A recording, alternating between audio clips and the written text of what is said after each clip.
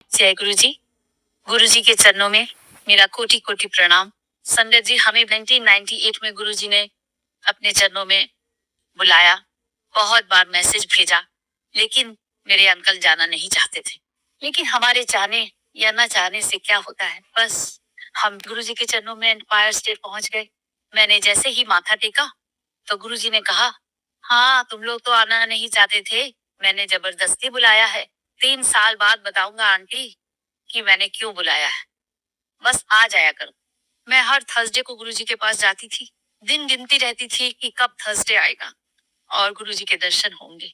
अगर आप मुझसे पूछे कि गुरुजी के पास जाके मुझे कैसा लगा, मैंने क्या महसूस किया, तो मैं कहूंगी जैसे सूरज की गर्मी से तपते हुए तन को मिल जाए तरवल की छाया, ऐसा ही सुख मेरे मन को मिला मैं जब से शरण तेरी आया।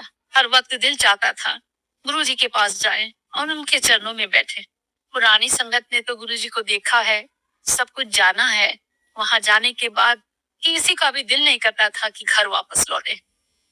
लंगर के बाद गुरु जी एक एक करके सबको जाने की आज्ञा दे देते थे। वैसे तो गुरु जी मुझे लंगर के बाद जल्दी ही भेज देते थे, कभी ज्यादा देर तक नहीं रोका उन्होंने मुझे। लेकिन एक दिन गुरुजी ने मुझे आज्ञा नहीं दी और 12 बज गए।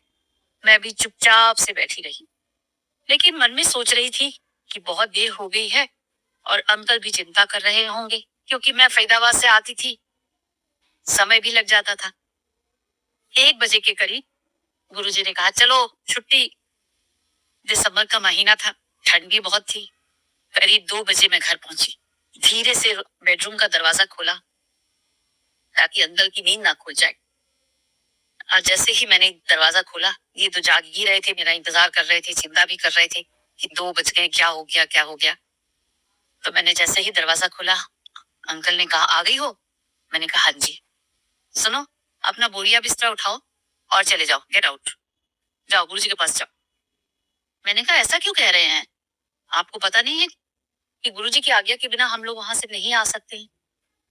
हाँ मुझे पता है, लेकिन गुरुजी को भी तो सोचना चाहिए, रात के 2-2 बजे तक बिठा के रखते हैं, चिंता नहीं होगी क्या?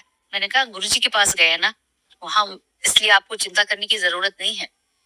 नहीं नहीं, मुझे ये सब अच्छा नहीं लगता है। मैंने कहा, ठीक है, अगली बार जब जाऊंगी तो गुरुजी को कह दूंगी। हाँ हाँ कह देना, मुझे कोई डर नहीं पड़ा है गुरुजी का। मैंने कहा, ठीक है।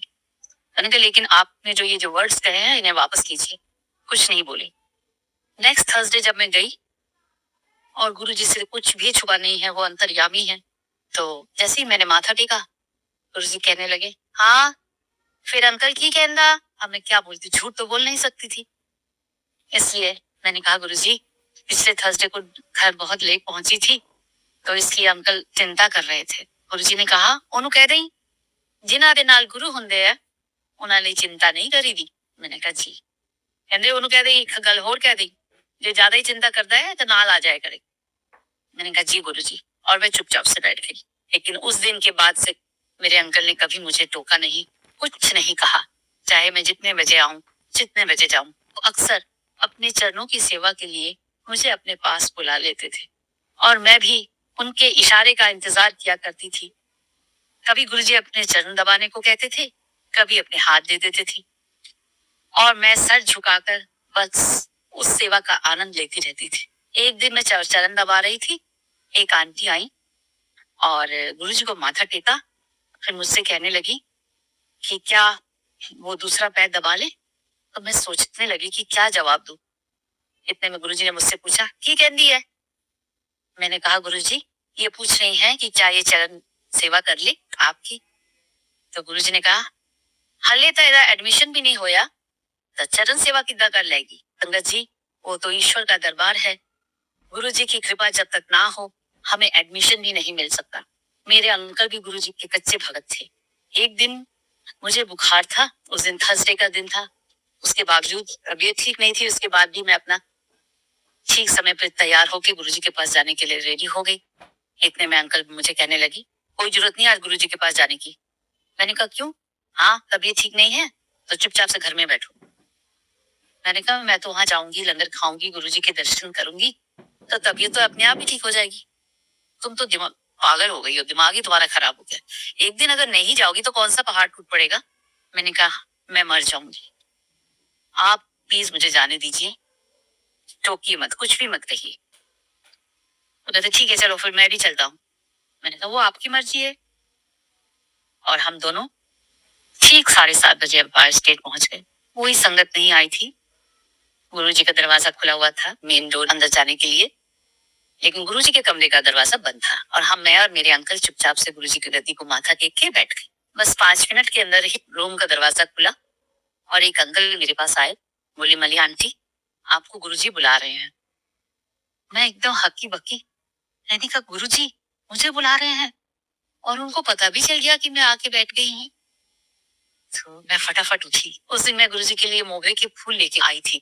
मैंने वो सारे फूल अपने हाथों में लिए और गुरुजी के रूम की तरफ गई। दरवाजे पर खड़े होके मैंने गुरुजी से आज्ञा मांगी अंदर आने की। तो गुरुजी कहा आजा आजा। मैं अंदर गई, मेरे हाथों में फूल थे। तो गुरुजी कहते ये ले आई हैं।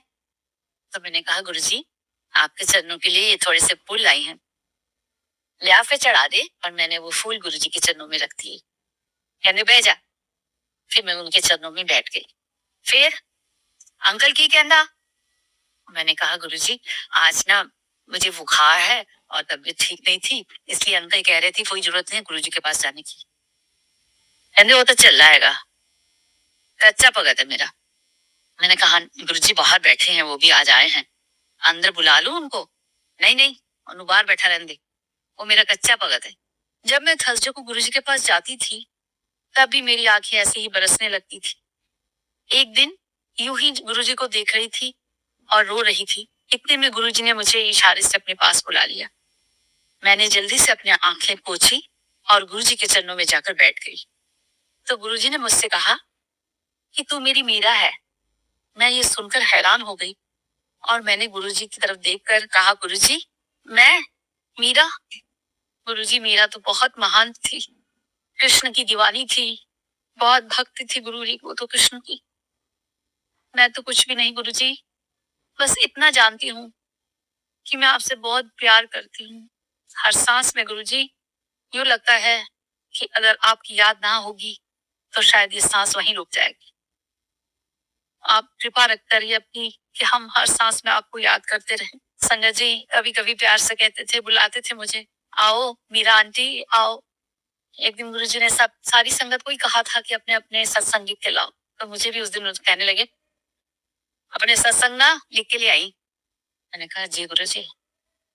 घर गई, सोच रही थी सत्संग में क्या लिखना होता है, मुझे तो कुछ पता ही नहीं था।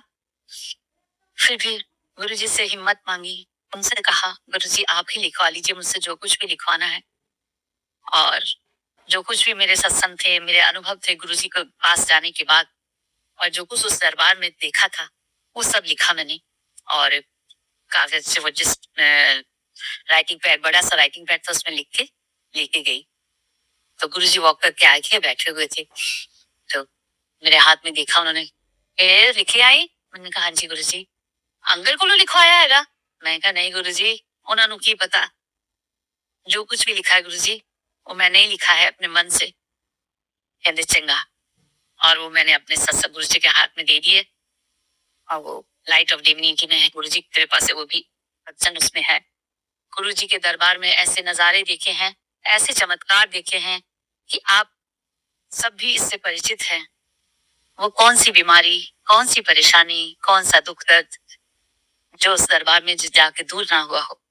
डॉक्टर्स भी हैरान हो जाते थे, कई बार तो यही सोचते थे कि इज इट पॉसिबल। तब गुरुजी कहते थे मेरे डिक्शनरी में इम्पॉसिबल वर्ड तो है ही नहीं। मेरे अंकल को भी गुरुजी ने न्यू लाइफ देने के लिए अपने पास बुलाया था। मेरे अंकल बिल्कुल डेथ बेड पे थे, डॉक्टर्स ने जवाब दे दिया था और मुझे कहा था now you pray to God. और आईसीयू में बैठे बैठे मैंने गुरुजी की छोटी सी तस्वीर डॉक्टर को दिखाई और मैंने कहा doctor don't worry, my God is with me. और गुरुजी की कृपा से इनकी तबीयत ठीक हो गई। बॉम्बे से वापस लौटकर मैं गुरुजी के दर्शन करने और उनका शुक्राना करने गुरुजी के पास गई। तो गुरुजी ने कहा अंकल को न्यू लाइफ देनी थी, इसीलिए तो तुम्हें अपने पास बुलाया था। गुरुजी ने तो हम सब की जिंदगी ही बदल दी। हमें लगता था कि बस गुरुजी हैं, हमें और क्या चाहिए। दिन बीतते गए। 9 साल बाद 6 जुलाई का दिन था और थर्सडे का दिन था। मैंने अपने अंकल से पूछा कि आप चलो गुरुजी के पास, या आज चलोगी या कल जाओगे 7 जुलाई को गुरुजी के जन्मदिन वाले दिन। कहते नहीं, मैं आज नहीं जाऊंगा, आज तुम चली जाओ, मैं कल जाऊंगा। मैंने कहा ठीक है। ये सुबह की बात थी और करीब 1 बजे अंकल का हार्ट फेल हो गया और वो मुझे छोड़कर चले गए। मेरी तो दुनिया ही खत्म हो गई। 10-15 दिन बाद गुरु पूर्णिमा थी। सबने कहा कि चलो गुरुजी के दर्शन करके आओ, मन थोड़ा हल्का होगा, शांति मिलेगी। उस दिन बहुत रश था गुरुजी के बड़े मंदिर में। कोई गुरुजी के सामने रुक नहीं रहा था, बस प्रणाम करते करते, हाथ जोड़ते जोड़ते, चलते चलते बढ़ रहे थे आगे। मैं भी लाइन में लगी थी और मुझे पता था आज इतना रश है, गुरुजी तो आज बात नहीं करेंगे, बस मैं सोच रही थी उनके दर्शन हो जाएंगे, तब भी बहुत कुछ मिल जाएगा। जैसे ही मैं गुरुजी के पास गई, गुरुजी ने इशारे से मुझे अपने पास बुला ली। मैं जाके इनके चरणों में बैठ गई। संगत जी, मेरे मन की स्थिति आप सब समझ सकते हैं। सिर झुका के बैठी रही, आंखों से आंसू थे कि थम नहीं रहे थे। तब गुरुजी ने कहा, आंटी रोई ना, अंकल स्वर्ग जी बैठा हैगा, वो बहुत खुश है, किसी गलती चिंता ना कर। तब संगत जी, मैंने गुरुजी की तरफ आंखें उठा के उन्हें देखा और कहा, गुरुजी आप है ना, मुझे किस बात की चिंता गुरुजी, बस मुझे कुछ नहीं चाहिए, आपके चरण मिल जाए और कुछ नहीं चाहिए। गुरुजी ने मेरे सिर पे अपना हाथ रखा, चलो छुट्टी जाओ। और मैं उठ के मन में गुरुजी का इतना शुक्राना करते करते उठी और चली गई। तो संगत जी, मिटाते हैं दिल से दुखों के अंधेरे, बड़े ही दयालु हैं गुरुजी मेरे। गुरुजी तो कहते थे बस चलते फिरते उठते बैठते मेरा नाम ले लो, बस ज्यादा कुछ करने की जरूरत नहीं। हमारी जिंदगी को गुरुजी ने चीज सरल, इतनी आसान बना दिया कि कुछ करना ही नहीं पड़ता, फिर भी सब कुछ हो जाता है। एक दिन गुरुजी की सेवा कर रही थी, गुरुजी ने कहा, मले आंटी आज तो मंगला तेनों की चाहिए। मुझे तो लगा कि मैं गूंगी हो गई, मैं क्या जवाब दूं। फिर भी मैं कुछ नहीं बोल सकी। मैंने कहा, गुरुजी आप हैं, कुछ नहीं चाहिए गुरुजी। नहीं नहीं, फिर भी मंगला। फिर भी मैंने यही कहा, गुरुजी आपसे बढ़कर और क्या है, क्या मांगू मैं, मेरे लिए तो कुछ नहीं, मेरी तो दुनिया ही आप है गुरुजी। थर्ड टाइम फिर गुरुजी ने कहा, मंगला मंगला की चाहिए। महापुरुष के 3 ही वचन होते हैं। मैंने ये सुना था तो मैंने मन में सोचा अब तो कुछ मांगना ही पड़ेगा, मांगू तो क्या मांगू। फिर बड़ी हिम्मत करके उस समय दिमाग में एक ही बात आई। मैंने कहा, गुरुजी मैं आपको जब भी याद करूं आप मेरे पास आ जाइएगा। तो उन्होंने अपना हाथ आगे बढ़ा दिया, कहा, आंटी प्रॉमिस। संगत जी, वो उनका हाथ मैं आज भी महसूस करती हूँ। हर पल मुझे लगता है वो मेरे साथ हैं। उनका कहा हुआ एक एक शब्द सत्य वचन है। इतनी खुश हो गई मैं, हमें तो मांगना भी नहीं आता, मांगे तो क्या मांगे। गुरुजी भी कहते थे कोई मेरे को चंगी चीज नहीं मांगता, सारे पुठियां चीजा मांगते रहते। मैं थानू मर्सिडीज देना चाहता है और तुसी कहते रहते हो गुरुजी मारुति 800 दे दो। तो इसलिए बस ईश्वर से ईश्वर को ही मांग लीजिए, उनमें तो सारी दुनिया समझ आई है। एक बार मायावती जी और बलराम झाकर गुरुजी के पास बैठे थे, मैं भी गुरुजी के चरण में बैठी थी। तो गुरुजी ने मायावती से कहा, तेनू सीएम बना दो। तो वो गुरुजी की तरफ देखने लगी, उन्होंने कोई भी जवाब नहीं दिया। तो इतने में बलराम जाकर कहने लगे, गुरुजी मैनू बना दो, गुरुजी मैनू बना दो। तो गुरुजी ने कहा, दिल आया गधी पे तो परी क्या चीज है। और थोड़े दिनों में सचमुच मायावती सीएम बनी थी। तो गुरुजी के मुख से निकला एक एक शब्द सत्य वचन होकर ही रहता है। गुरुजी हमेशा कहते थे कि अपनी अकल और रफल बाहर छोड़ के आया करो। ऐसा वो इसलिए कहते थे क्योंकि हम सब खुद को बहुत समझदार समझते हैं और सोचते हैं कि हमें दूसरे से ज्यादा अकल है। आप खुद ही सोचिए कि यदि ये सोच लेकर हम दादा के दरबार में जाएंगे तो क्या ले पाए। बहुत साधारण सी बात है और हम सब जानते हैं कि यदि किसी बर्तन में हमें कुछ डालना है तो सबसे पहले तो वो बर्तन खाली होना चाहिए। दूसरी बात, वो बर्तन साफ भी होना चाहिए, तभी तो हम उसमें कुछ डालेंगे। इसलिए गुरुजी कहते थे, अकल बार रख के आओ, तपांडा साफ रख के आओ। पांडे से उनका तात्पर्य था कि मन रूपी बर्तन।